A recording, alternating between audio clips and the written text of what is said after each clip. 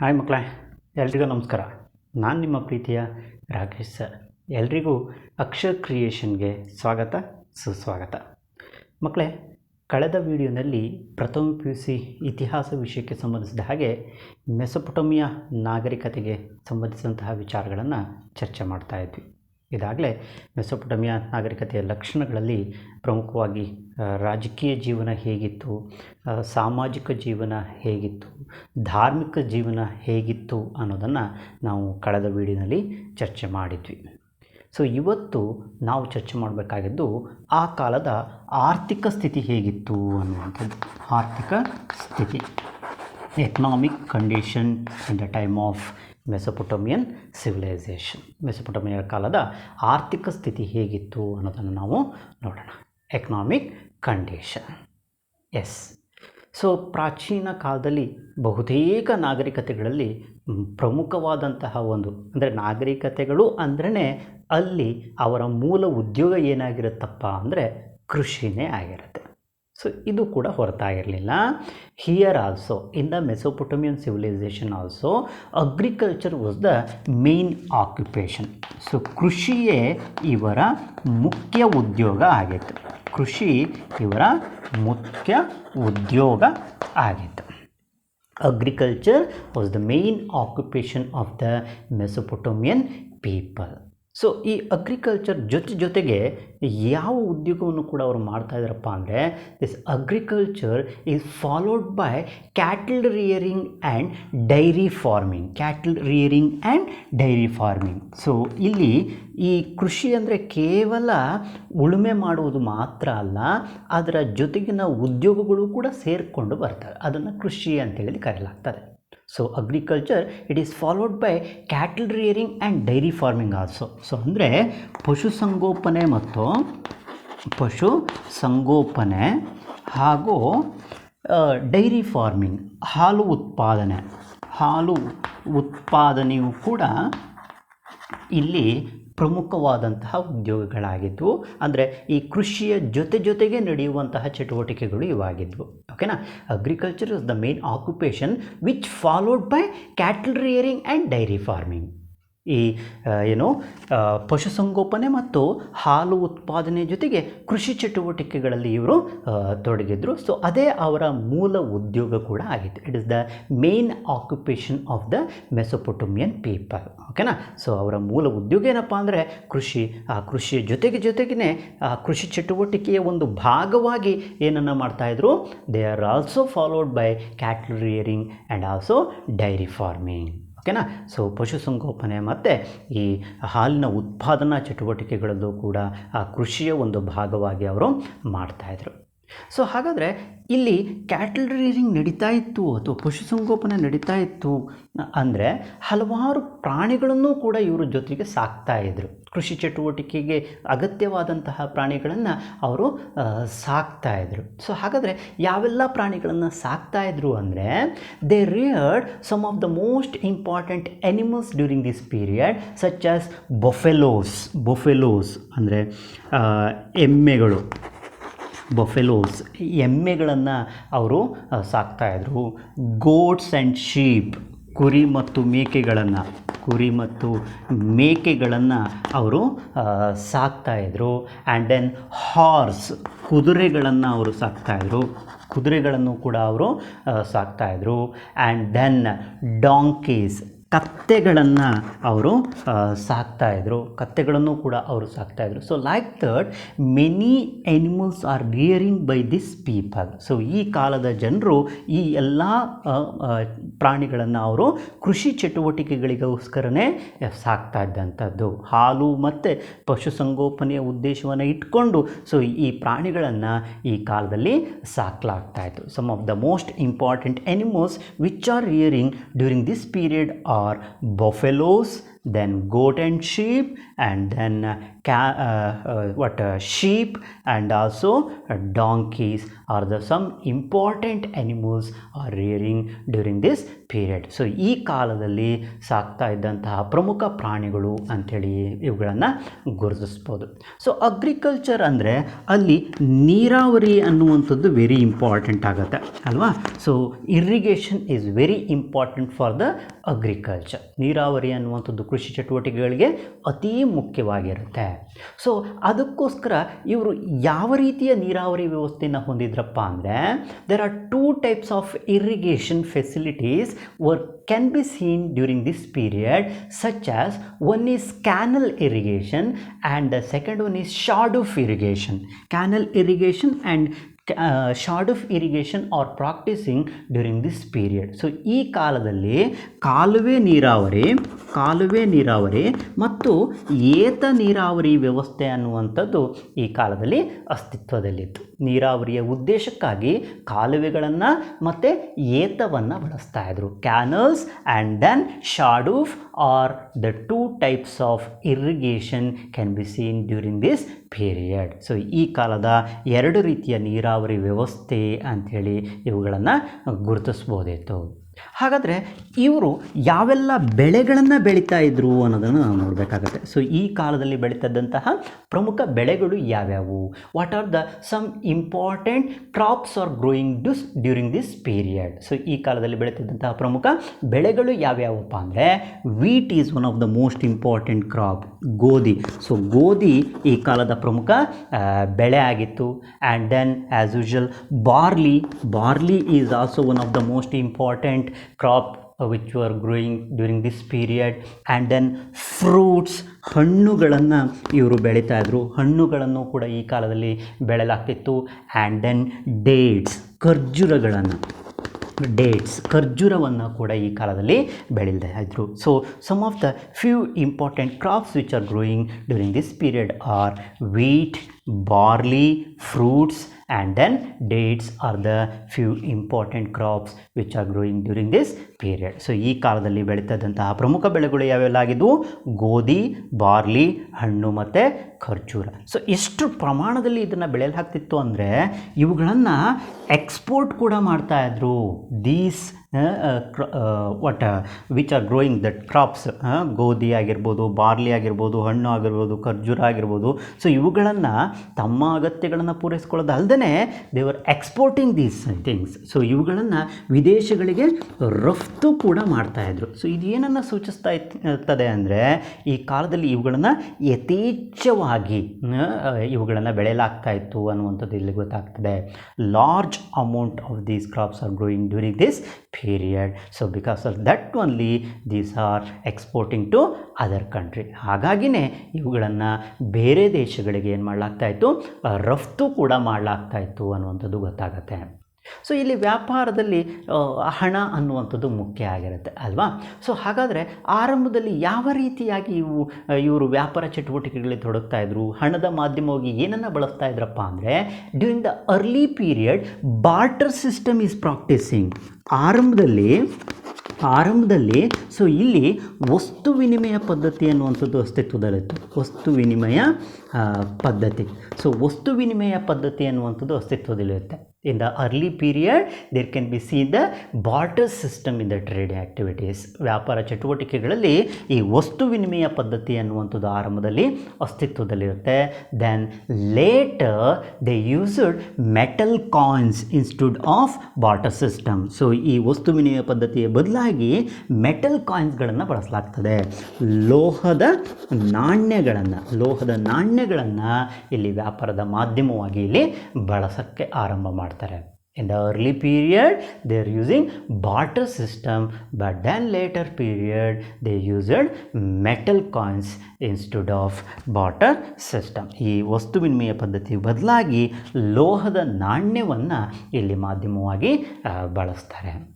So like that, so ಇಲ್ಲಿ ಕೃಷಿ ಚಟುವಟಿಕೆ ಮತ್ತು ವ್ಯಾಪಾರ ಚಟುವಟಿಕೆಗಳನ್ನು ನಾವು ಗುರುತಿಸ್ಬೋದು. And also can be seen the crafts. ಕರಕುಶಲತೆ ಅನ್ನುವಂಥದ್ದು ಕೂಡ ಈ ಕಾಲದಲ್ಲಿ ಇತ್ತು. ಕರಕುಶಲ ಚಟುವಟಿಕೆಗಳು ಕೂಡ ಈ ಕಾಲದಲ್ಲಿ ಕಾಣಬಹುದಿತ್ತು. Crafts can be seen during this period. ಹಾಗಾದರೆ ಈ ಕಾಲದಲ್ಲಿದ್ದಂತಹ ಪ್ರಮುಖ ಕರಕುಶಲ ಕೆಲಸಗಳು ಯಾವೆಲ್ಲ ಆಗಿದ್ವು ಅಂದರೆ, ವೀವಿಂಗ್, ನೂಲುವುದು, ನೂಲುವುದು. Weaving is also one of the important craft. And dyeing, ಬಣ್ಣ ಹಚ್ಚುವುದು, ಬಣ್ಣ ಹಚ್ಚುವುದು. ಸೊ ಬಣ್ಣ ಹಚ್ಚುವುದು ಕೂಡ ಈ ಕಾಲದಲ್ಲಿ ಪ್ರಮುಖವಾದಂತಹ ಕರಕುಶಲ ಕೆಲಸ ಆಗಿತ್ತು. Dyeing is also. Then wood work, ಮರಗೆಲಸವು ಕೂಡ ಈ ಕಾಲದ ಪ್ರಮುಖ ಈ ಕರಕುಶಲ ಕೆಲಸ ಅಂತೇಳಿ ಗುರುತಿಸಲಾಗ್ತಾ ಇತ್ತು. Wood work is also one of the important craft which is working during this period. And then pottery ಅಂದರೆ ಮಡಕೆ ಮಾಡುವಂಥದ್ದು. ಸೊ ಮಡಕೆ ಮಾಡುವ ಕೆಲಸವೂ ಕೂಡ ಈ ಕಾಲದ ಪ್ರಮುಖವಾದಂತಹ ಕ್ರಾಫ್ಟ್ ಆಗಿತ್ತು. ಆ್ಯಂಡ್ ದೆನ್ ಬ್ರಿಕ್ ಮೇಕಿಂಗ್ ಅಂದರೆ ಇಟ್ಟಿಗೆ ನಿರ್ಮಾಣವೂ ಕೂಡ ಈ ಕಾಲದ ಪ್ರಮುಖವಾದಂತಹ ಒಂದು ಕರಕುಶಲ ಕೆಲಸ ಆಗಿತ್ತು. ಆ್ಯಂಡ್ ದೆನ್ ಮೈನಿಂಗ್, ಗಣಿಗಾರಿಕೆ ಅನ್ನುವಂಥದ್ದು ಕೂಡ, ಗಣಿಗಾರಿಕೆಯು ಕೂಡ ಈ ಕಾಲದ ಪ್ರಮುಖ ಕರಕುಶಲ ಕೆಲಸ ಆಯಿತು. So these are the few important craft can be seen during this period. So ಈ ಕಾಲದಲ್ಲಿ ಕಂಡುಬರುವಂತಹ ಪ್ರಮುಖ ಕರಕುಶಲ ಕೆಲಸಗಳು ಅಂಥೇಳಿ ಇವುಗಳನ್ನು ಗುರುತಿಸ್ಬೋದು. ಸೊ ಯಾವೆಲ್ಲ? ನೂಲುವುದು, ವೀವಿಂಗ್, ಡೈಯಿಂಗ್ ಬಣ್ಣ ಹಚ್ಚುವುದು, ದೆನ್ ವುಡ್ ವರ್ಕ್ ಮರಗೆಲಸ, ಹಾಗೆಯೇ ಪಾಟರಿ ಮಡಕೆ ಮಾಡುವಂಥದ್ದು, ಹಾಗೆಯೇ ಬ್ರಿಕ್ ಮೇಕಿಂಗ್ ಇಟ್ಟಿಗೆ ಮಾಡುವಂಥದ್ದು, ಆ್ಯಂಡ್ ದೆನ್ ಮೈನಿಂಗ್ ಗಣಿಗಾರಿಕೆ ಚಟುವಟಿಕೆಗಳು. ಇವುಗಳು ಪ್ರಮುಖವಾದಂತಹ ಕರಕುಶಲ ಕೆಲಸಗಳು ಅಂಥೇಳಿ ಈ ಕಾಲದಲ್ಲಿ ಗುರುತಿಸ್ಬೋದು. ಕೃಷಿ ಚಟುವಟಿಕೆ ಮಾತ್ರ ಅಲ್ಲ, ಇತರೆ ಕರಕುಶಲ ಕೆಲಸಗಳನ್ನು ಕೂಡ ಈ ಕಾಲದಲ್ಲಿ ಮಾಡಲಾಗ್ತಾ ಇತ್ತು ಅನ್ನುವಂಥದ್ದು ಇದರ ಮೂಲಕ ಗೊತ್ತಾಗತ್ತೆ. ಸೊ ಹಾಗಾದರೆ ಈ ಕಾಲದಲ್ಲಿ ಯಾವೆಲ್ಲ ಮೆಟಲ್ಸ್ಗಳು ಇವರಿಗೆ ಗೊತ್ತಿತ್ತು ಅಂದರೆ, ಸೊ ಈ ಕಾಲದಲ್ಲಿ ಯಾವೆಲ್ಲ ಲೋಹದಗಳ ಪರಿಚಯ ಇವರಿಗಿತ್ತು ಅಂದರೆ, some of the important metals can know to them. So ಅವರಿಗೆ ಗೊತ್ತಿದ್ದಂತಹ ಪ್ರಮುಖ ಲೋಹಗಳು ಯಾವೆಲ್ಲ ಆಗಿದ್ರು ಅಂದರೆ copper is also one of the important, then iron, and then silver, and also gold and bronze are the few important metals known to them. So ಇವರಿಗೆ ತಿಳಿದಂತಹ ಪ್ರಮುಖ ಲೋಹಗಳು ಅಂದರೆ ಈ ಕಾಪರ್ ತಾಮ್ರ ಇವರಿಗೆ ತಿಳಿದಂತಹ ಪ್ರಮುಖ ಲೋಹ ಆಗಿತ್ತು. ಆ್ಯಂಡ್ ದೆನ್ ಐರನ್ ಕಬ್ಬಿಣ ಇವರಿಗೆ ತಿಳಿದಿತ್ತು. ಆ್ಯಂಡ್ ದೆನ್ ಬ್ರಾನ್ಸ್ ಕಂಚು ಕೂಡ ಇವರಿಗೆ ತಿಳಿದಂತಹ ಪ್ರಮುಖ ಲೋಹ ಆಗಿತ್ತು. ಗೋಲ್ಡ್ ಚಿನ್ನವೂ ಕೂಡ ಇವರಿಗೆ ತಿಳಿದಿತ್ತು. ಸೊ ಇವರು ತಿಳಿದಂತಹ ಪ್ರಮುಖ ಲೋಹಗಳು ಅಂಥೇಳಿ ಇವುಗಳನ್ನು ಗುರುತಿಸಲಾಗ್ತದೆ. Copper, iron, bronze and gold are the few important metals known to them. So ಅವರು ತಿಳಿದಂತಹ ಪ್ರಮುಖ ಲೋಹಗಳು ಅಂಥೇಳಿ ಇವುಗಳನ್ನು ಗುರುತಿಸಲಾಗ್ತದೆ. ತಾಮ್ರ, ಕಬ್ಬಿಣ, ಕಂಚು ಮತ್ತು ಚಿನ್ನವನ್ನು ಅವರು ತಿಳ್ಕೊಂಡಿದ್ರು. And then horse and ashes, ಇಲ್ಲಿ ಕುದುರೆ ಮತ್ತು ಕತ್ತೆಗಳನ್ನು ಈ ಸಾರಿಗೆಗಾಗಿ ಬಳಸಲಾಗ್ತಾಯಿತ್ತು. ಇವುಗಳನ್ನು ಬಳಸಲಾಗ್ತಾಯಿತ್ತು. ಕುದುರೆ ಮತ್ತು ಕತ್ತೆಗಳನ್ನು ಸಾರಿಗೆಯಾಗಿ ಬಳಸಲಾಗ್ತಾಯಿತ್ತು. Horse and asses were used as means of transport. ಸಾರಿಗೆಯ ಮಾಧ್ಯಮವಾಗಿ ಈ ಕುದುರೆ ಮತ್ತು ಕತ್ತೆಗಳನ್ನು ಈ ಕಾಲದಲ್ಲಿ ಬಳಸ್ತಾ ಇದ್ರು. ಸೊ ಹೀಗೆ ಈ ಕಾಲದ ಆರ್ಥಿಕ ಚಟುವಟಿಕೆಗಳನ್ನು ನಾವು ಗುರುತಿಸ್ಬೋದು. ಕೃಷಿ ಚಟುವಟಿಕೆಯ ಜೊತೆಗೆ ಇತರೆ ಚಟುವಟಿಕೆಗಳು, ಅದರಲ್ಲೂ ವಿಶೇಷವಾಗಿ ಈ ಕರಕುಶಲ ಕೆಲಸಗಳಲ್ಲಿ ಅವರು ತೊಡಗಿರ್ತಾರೆ. ಸೊ ಅದ್ರ ಜೊತೆಗೆ ವಿದೇಶಿ ವ್ಯಾಪಾರದಲ್ಲೂ ಕೂಡ ಇವರು ತೊಡಗಿದ್ರು ಅನ್ನುವಂಥದ್ದು ಇದ್ರ ಮೂಲಕ ಗೊತ್ತಾಗುತ್ತೆ. ಅವರು ಬೆಳೀತಿದ್ದಂತಹ ಕೃಷಿ ವಸ್ತುಗಳೇನಿದ್ವು ಅಥವಾ ಬೆಳೆಗಳೇನಿದ್ವು, ಸೊ ಅವುಗಳನ್ನು ಬೇರೆ ದೇಶಗಳಿಗೆ ರಫ್ತನ್ನು ಕೂಡ ಅವರು ಮಾಡ್ತಾಯಿದ್ರು ಅನ್ನುವಂಥದ್ದು ಗೊತ್ತಾಗುತ್ತೆ. ಸೊ ಇದಿಷ್ಟು ಅವರ ಕಾಲದ ಆರ್ಥಿಕ ಸ್ಥಿತಿ. ನೆಕ್ಸ್ಟ್ ಅವರು ಕಲೆ ಮತ್ತು ವಾಸ್ತುಶಿಲ್ಪಕ್ಕೆ ಏನು ಕೊಡುಗೆಯನ್ನು ಕೊಟ್ಟರು? ಆರ್ಟ್ ಆ್ಯಂಡ್ ಆರ್ಕಿಟೆಕ್ಚರ್, ಕಲೆ ಮತ್ತು ವಾಸ್ತುಶಿಲ್ಪ. ಆರ್ಟ್ ಆ್ಯಂಡ್ ಆರ್ಕಿಟೆಕ್ಚರ್, ಕಲೆ ಮತ್ತು ವಾಸ್ತುಶಿಲ್ಪಕ್ಕೆ ಈ ಮೆಸೊಪೊಟೇಮಿಯರ ಕೊಡುಗೆ ಏನು ಅನ್ನೋದನ್ನು ನಾವು ನೋಡಬೇಕಾಗತ್ತೆ. ಎಸ್, ಸೊ ಇಲ್ಲಿ stone was not available in ಮೆಸೊಪೊಟೇಮಿಯಾದಲ್ಲಿ ಅಲ್ಲಿ ಕಲ್ಲುಗಳ ಲಭ್ಯತೆ ಇಲ್ಲದೇ ಇದ್ದ ಕಾರಣಕ್ಕಾಗಿ ಮೆಸೊಪೊಟಮಿಯಾ ಪ್ರದೇಶದಲ್ಲಿ ಕಲ್ಲುಗಳ ಲಭ್ಯತೆ ಇಲ್ಲದೇ ಇರುವ ಕಾರಣಕ್ಕಾಗಿ as stone was not available in Mesopotamia we do not find sculpture. So ಇಲ್ಲಿ ಹೆಚ್ಚು ಈ ಕಲೆಗೆ ಸಂಬಂಧಿಸಿದಂತಹ ಅಂಶಗಳು ಅಥವಾ ವಾಸ್ತುಶಿಲ್ಪಕ್ಕೆ ಸಂಬಂಧಿಸಿದಂಥ ಅಂಶಗಳು ಕಂಡುಬರುವುದಿಲ್ಲ. ಯಾಕೆ ಕಂಡುಬರೋದಿಲ್ಲ, ಯಾಕೆ ಈ ಉದಾಹರಣೆಗಳು ನಮಗೆ ಸಿಗೋದಿಲ್ಲ ಅಂದರೆ these sculpture or art and architecture which did not made by stone. So ಅವುಗಳನ್ನು ಯಾವುದರಿಂದ ಮಾಡಲಾಗಿರಲಿಲ್ಲ, ಕಲ್ಲಿನಿಂದ ಮಾಡಲಾಗಿರಲಿಲ್ಲ. They built in brick and mud. So ಅವರು ಯಾವುದರಿಂದ ನಿರ್ಮಾಣ ಮಾಡಿದರು ಅಂದರೆ ಇಟ್ಟಿಗೆ ಮತ್ತು ಮಣ್ಣಿನಿಂದ ನಿರ್ಮಾಣ ಮಾಡಿದ್ರಿಂದಾಗಿ ಸೊ ಅವು ಕಾಲಾನಂತರದಲ್ಲಿ ಏನಾಗಿದ್ದಾವೆ, ಅವೆಲ್ಲವೂ ಕೂಡ ನಾಶ ಆಗಿವೆ. ಸೊ ಹಾಗಾಗಿ we do not find any sculpture about the Mesopotamian period. So ಈ ಕಾಲಕ್ಕೆ ಸಂಬಂಧಿಸಿದಂತಹ ವಾಸ್ತುಶಿಲ್ಪವನ್ನು ನಾವು ಗುರುತಿಸೋದಕ್ಕೆ ಕಷ್ಟ ಸಾಧ್ಯ ಆಗ್ತಾ ಇದೆ, because stone was not available in Mesopotamia. So ಮೆಸೊಪೊಟಮಿಯಾದಲ್ಲಿ ಕಲ್ಲು ಇಲ್ಲದೇ ಇದ್ದ ಕಾರಣಕ್ಕಾಗಿ they built in brick and mud. So ಅವರು ಇಟ್ಟಿಗೆ ಮತ್ತು ಮಣ್ಣಿನಿಂದ ನಿರ್ಮಾಣ ಮಾಡಿದ್ರಿಂದಾಗಿ ಪ್ರಕೃತಿಯ ವಿಕೋಪಕ್ಕೆ ಬಲಿಯಾಗಿ ಸೊ ಅವೆಲ್ಲವೂ ಕೂಡ ನಾಶ ಆಗಿರೋದನ್ನು ನಾವಲ್ಲಿ ಗುರುತಿಸ್ಬೋದು. Very few of them have survived. ಅವುಗಳಲ್ಲಿ ಕೆಲವು ಮಾತ್ರ ಇಂದಿಗೂ ಕೂಡ ಉಳಿದುಕೊಂಡಿರೋದನ್ನು ನಾವು ನೋಡಿರ್ಬೋದು. ಕೆಲವು ಮಾತ್ರ ಉಳಿದುಕೊಂಡಿವೆ. ಸೊ ಅಂತಹ ಉದಾಹರಣೆಗಳನ್ನು ನಾವು ಈಗ ಗುರುತಿಸ್ತಾ ಹೋಗಬೇಕು. ಸೊ ಅವುಗಳಲ್ಲಿ ಯಾವುದು ಅಂದರೆ ವೆರಿ ಇಂಪಾರ್ಟೆಂಟ್. ಸೊ ಅದು ಪ್ರಪಂಚದ 8 ಅದ್ಭುತಗಳಲ್ಲಿ ಒಂದು ಅಂಥೇಳಿ, 7 ಅದ್ಭುತಗಳಲ್ಲಿ ಒಂದು ಅಂಥೇಳಿ ಅದನ್ನು ಗುರುತಿಸಲಾಗ್ತದೆ. ಸೊ ಅದು ಯಾವುದಪ್ಪ ಅಂದರೆ Nebuchadnezzar constructed a palace. So Nebuchadnezzar ಒಂದು ಅರಮನೆಯನ್ನು ನಿರ್ಮಾಣ ಮಾಡ್ತಾನೆ, which is known as hanging garden. So hanging garden ಅಂದರೆ ತೂಗುವ ಉದ್ಯಾನವನ ಅಂಥೇಳಿ ಅದನ್ನ ಕರೀತಾರೆ. So this is also one of the palace. So ಅದು ಕೂಡ ಒಂದು ಏನಾಗಿತ್ತು, ಅರಮನೆ ಆಗಿತ್ತು, which was constructed by Nebuchadnezzar.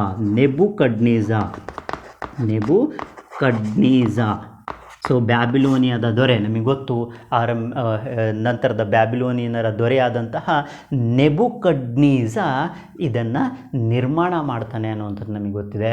So Nebuchadnezzar constructed a palace which is known as the hanging garden of Babylon. So ಇದನ್ನು ಎಲ್ಲಿ ನಿರ್ಮಾಣ ಮಾಡಲಾಗಿದೆಪ್ಪ ಅಂದರೆ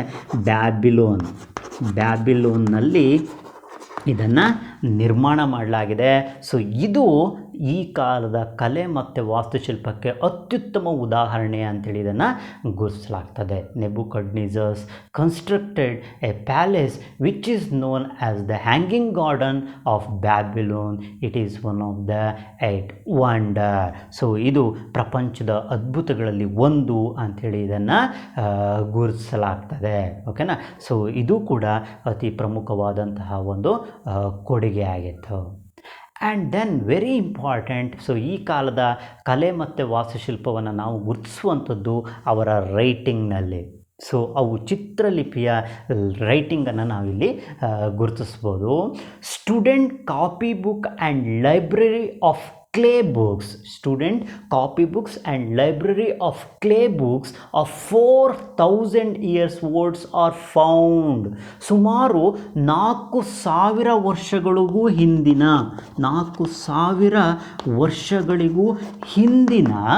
ವೆರಿ ಇಂಪಾರ್ಟೆಂಟ್ ಇದು, 4000 ವರ್ಷಗಳಿಗೂ ಹಿಂದಿನ ಜೇಡಿ ಮಣ್ಣಿನ ಫಲಕಗಳಲ್ಲಿ ಬರೆದ ಗ್ರಂಥಗಳು, ಬರೆದಂತಹ ಗ್ರಂಥಗಳು ಲಭ್ಯ ಇರೋದನ್ನು ನಾವು ಇಲ್ಲಿ ಗುರುತಿಸ್ತೇವೆ. ಜೇಡಿ ಮಣ್ಣಿನ ಫಲಕಗಳಲ್ಲಿ ಬರೆದಂತಹ ಗ್ರಂಥಗಳನ್ನು ನಾವು ಅಲ್ಲಿ ಗುರುತಿಸ್ಬೋದು. It's about 4000 years old. ಸುಮಾರು 4000 ವರ್ಷಗಳ ಹಿಂದಿನದ್ದದು. Student copy books also can be seen and the library of clay books. Library of clay books also can be seen about 4,000 years old. ಸುಮಾರು 4,000 ವರ್ಷಗಳ ಹಿಂದೆವಾಗಿವೆ. ಸೊ ಅವು ಕೂಡ ಈ ಕಾಲದ ಕಲೆ ಮತ್ತು ವಾಸ್ತುಶಿಲ್ಪಕ್ಕೆ ಒಂದು ಪ್ರಮುಖ ಉದಾಹರಣೆ ಅಂತೇಳಿ ಗುರುತಿಸ್ಬೋದು. For that purpose they used flat bricks. So ಅವರು ಈ ಸಮತಟ್ಟಾದಂತಹ ಇಟ್ಟಿಗೆಯನ್ನು ಬರವಣಿಗೆಗಾಗಿ ಬಳಸ್ತಾ ಇದ್ರು. ಸಮತಟ್ಟಾದ ಇಟ್ಟಿಗೆಗಳನ್ನು ಬರವಣಿಗೆಗಾಗಿ ಬಳಸ್ತಾ ಇದ್ರು ಫಾರ್ ರೈಟಿಂಗ್. ಓಕೆನಾ, they used flat bricks for writing which is known as cuneiform writing. So ಅದನ್ನು ಏನಂತ ಕರೀತಾರಪ್ಪ ಅಂದರೆ ಕ್ಯೂನಿಫಾರಮ್ ಬರವಣಿಗೆ ಅಂಥೇಳಿ ಅದನ್ನು ಕರೀತಾರೆ. ಕ್ಯೂನಿಫಾರಮ್ ಬರವಣಿಗೆ, ನಾಟ್ ಕೋಳಿ ಫಾರಮ್, ಕ್ಯೂನಿಫಾರಮ್ ಬರವಣಿಗೆ ಅಂಥೇಳಿ ಅದನ್ನು ಕರೆಯಲಾಗುತ್ತೆ. ಓಕೆನಾ, ಸೊ ಇಟ್ಟಿಗೆಯಿಂದ ಈ ಕ್ಯೂನಿಫಾರಮ್ ಎಂದರೇನು ಅಂಥೇಳಿ ಕೇಳ್ಬೋದು. ಕ್ಯೂನಿಫಾರಮ್ ಬರವಣಿಗೆ ಎಂದರೇನು ಅಂದರೆ, so the writing which is written on the flat bricks is known as cuneiform. So ಯಾವ ಬರವಣಿಗೆಯನ್ನು ಈ ಸಮತಟ್ಟಾದ ಇಟ್ಟಿಗೆಯ ಮೇಲೆ ಬರೆಯಲಾಗಿದೆಯೋ ಸೊ ಅಂತಹ ಬರವಣಿಗೆ ಏನಂತೇಳಿ ಕರೆಯಲಾಗ್ತದೆ, ಕ್ಯೂನಿಫಾರಮ್ ಬರವಣಿಗೆ ಅಂಥೇಳಿ ಕರೀತಾರೆ. ಓಕೆನಾ, they used Mesopotamian people they used flat bricks for writing. So ಅವರು ಸಮತಟ್ಟಾದ ಇಟ್ಟಿಗೆಗಳನ್ನು ಬರವಣಿಗೆಗಾಗಿ ಬಳಸ್ತಾ ಇದ್ರು, which is known as cuneiform writing. So ಅದನ್ನು ಏನಂತೇಳಿ ಕರೆಯಲಾಗ್ತಾ ಇತ್ತು, ಕ್ಯೂನಿಫಾರಮ್ ಬರವಣಿಗೆ ಅಂಥೇಳಿ ಅದನ್ನು ಕರೆಯಲಾಗ್ತಾ ಇತ್ತು. So there epic in that, ಈ ಕ್ಯೂನಿಫಾರಮ್ ಲಿಪಿಯಲ್ಲಿ ಬರೆದಂತಹ ಒಂದು ಮಹಾಕಾವ್ಯನ ನಾವಿಲ್ಲಿ ಗುರುತಿಸ್ಬೋದು. There epic of Gilgamesh is a rich poetry written in cuneiform. So ಈ ಕ್ಯೂನಿಫಾರಮ್ ಲಿಪಿಯಲ್ಲಿ ಬರೆದಂತಹ ಒಂದು ಮಹಾಕಾವ್ಯ ಯಾವುದಪ್ಪ ಅಂದರೆ ಎಪಿಕ್ ಆಫ್ ಗಿಲ್ಗಮೇಶ್. ಗಿಲ್ಗಮೇಶನ ಮಹಾಕಾವ್ಯ ಏನಿದೆಯೋ ಸೊ ಇದು ಈ ಕ್ಯೂನಿಫಾರಮ್ ಲಿಪಿಯಲ್ಲಿ ಬರೆದಂತಹ ಒಂದು ಪ್ರಮುಖ ಗ್ರಂಥ ಅಥವಾ ಕವಿತೆ ಅಂಥೇಳಿ ಅದನ್ನು ಗುರುತಿಸ್ಬೋದು. There epic of Gilgamesh is rich poetry written in cuneiform writing. So ಹೀಗೆ ಈ ಕಾಲದ ಕಲೆ ಮತ್ತು ವಾಸ್ತುಶಿಲ್ಪವನ್ನು ಕೂಡ ನಾವಿಲ್ಲಿ ಗುರುತಿಸ್ಬೋದು. Art and architecture can be seen during this period. ನಾನು ಈಗ ಮೊದಲೇ ಹೇಳಿದ ಹಾಗೆಯೇ ಇಲ್ಲಿ ಕಲ್ಲುಗಳ ಲಭ್ಯತೆ ಇಲ್ಲದೇ ಇದ್ದಂತಹ ಕಾರಣದಿಂದಾಗಿ ಸೊ ಆ ಕಾಲದ ವಾಸ್ತುಶಿಲ್ಪಗಳು ಯಾವುದರಿಂದ ನಿರ್ಮಾಣಗೊಂಡಂಥವಾಗಿದ್ವು, ಈ ಇಟ್ಟಿಗೆ ಮತ್ತು ಮಣ್ಣಿನಿಂದ ನಿರ್ಮಾಣ ಆಗಿದ್ದರಿಂದಾಗಿ ಸೊ ಅವು ಹೆಚ್ಚು ಲಭ್ಯ ಇರುವಲ್ಲಿ ಪ್ರಮುಖವಾದಂಥದ್ದು ಅಂದರೆ ಇವೆರಡನ್ನು ನಾವಿಲ್ಲಿ ಗುರುತಿಸ್ಬೋದು. ಓಕೆನಾ, ಸೊ ಇದು ಈ ಮೆಸೊಪೊಟೇಮಿಯರು ಕಲೆ ಮತ್ತು ವಾಸ್ತುಶಿಲ್ಪಕ್ಕೆ ನೀಡಿದಂತಹ ಕೊಡುಗೆಗಳು ಅಂತೇಳಿ ಗುರುತಿಸ್ಬೋದು. ಓಕೆ ಮಕ್ಕಳೇ, ಸೊ ಇವತ್ತಿನ ತರಗತಿಯಲ್ಲಿ ನಾವು ತಿಳ್ಕೊಂಡಂಥದ್ದು ಯಾವುದು, ಆ ಕಾಲದ ಆರ್ಥಿಕ ಸ್ಥಿತಿ ಹೇಗಿತ್ತು ಮತ್ತು ಆ ಕಾಲದ ಕಲೆ ಮತ್ತು ವಾಸ್ತುಶಿಲ್ಪಕ್ಕೆ ಅವರು ನೀಡಿದಂತಹ ಕೊಡುಗೆಗಳು ಏನು ಅನ್ನೋದನ್ನು ನಾವಿಲ್ಲಿ ತಿಳ್ಕೊಂಡ್ವಿ.